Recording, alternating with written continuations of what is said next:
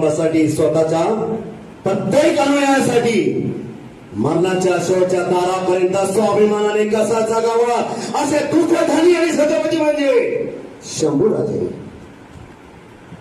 आणि ज्या माणसाने महामानव माणसाला मानवते कशी दाखवली, माणसाने माणूस कसा जगावं असे महामानव डॉक्टर बाबासाहेब आंबेडकर. असे अनंत सर्व महापुरुषांना मी नमन नतमस्तक होतो. संदीप पाटील तुमच्या सर्वांचे सामने. मित्रांनो, माझा आवाज खूप छोटा आहे, तो सांभाळून घ्या.